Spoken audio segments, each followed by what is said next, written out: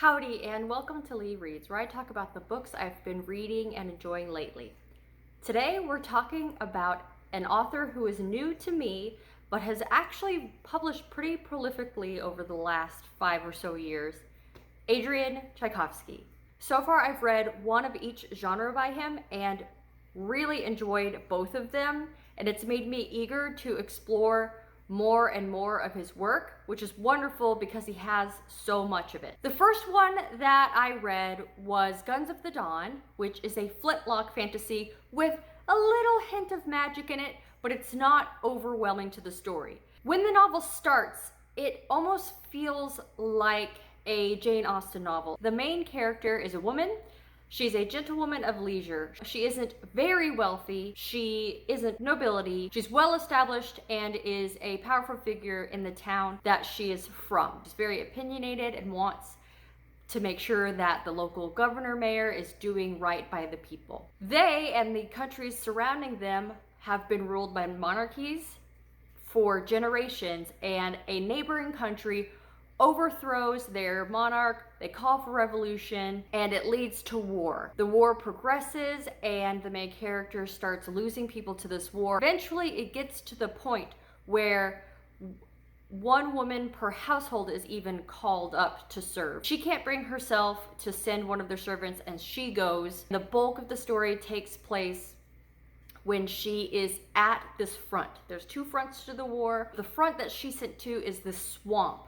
The swamp is a character unto itself, and it really impacts how the two enemies can interact with each other and fight. Lucky enough for her, her brother-in-law is at this front as well, and the story is about her kind of doing what needs to be done and being terrified the whole time, but being the one who's willing to, what happens next, what needs to be done, and she just does it. And so she gains this identity as a soldier at a time where even the army that she's serving in is a little bit weirded out by female soldiers, and the enemy that they're fighting is like, I cannot believe your country is sending its women off to war. It can get brutal, it can get a little bit graphic. Not only does the novel deal with how the main character changes as she becomes a soldier and enters that life, but then as it changes her as a soldier, and then how she's impacted once she doesn't have to fight anymore. This was actually one of my first flintlock fantasies. It's really made me want more. That kind of intersection of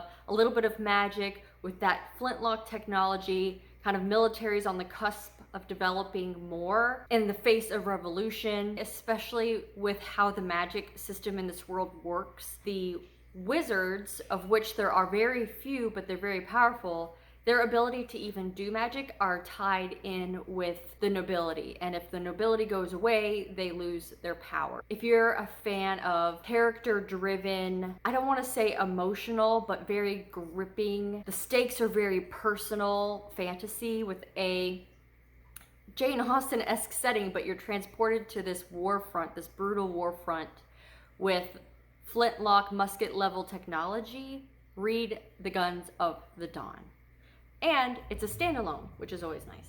The science fiction that I read, I just finished it, is Children of Time. Look at this cover. This is a space opera, but it feels very accessible to me compared to other space operas or other hard science fiction that I've read. I would call this hard science fiction because there's definitely some scientific principles that are explained throughout the novel to justify the plot. But like I mentioned, it's accessible, it's not written in a confusing way, and it's not very dense. The premise is what gets me with this one, and I won't reveal too much because I don't want to spoil anything. In a far-off future, humanity has begun leaving Earth to try to colonize other planets. A research station is orbiting a planet, the Green Planet. It looks like it could be habitable for human life. The scientist has designed an experiment, a nanovirus, that will increase the speed of the evolution of primates. She basically wants to launch the virus and monkeys and other vestiges of life from Earth onto this planet and let it evolve at an accelerated rate and one scientist will stay behind, kind of in stasis in a way, to observe the experiment. Once the primates have evolved into humanity and are able to communicate with the satellite the scientists left watching, then experiment completed, I guess. The experiment goes wrong. The virus makes it to the planet's surface. The monkeys don't. However, other types of life that we do have here on Earth are compatible with this virus, and they evolve and grow a civilization. Intermixed with that, you have many years down the road, another voyage of humanity, this time fleeing Earth, desperate to find a new home. They have the technology to put humanity into stasis. They call it cargo, so that key members of the crew can manage the ship while many people are in stasis waiting to find a place that they could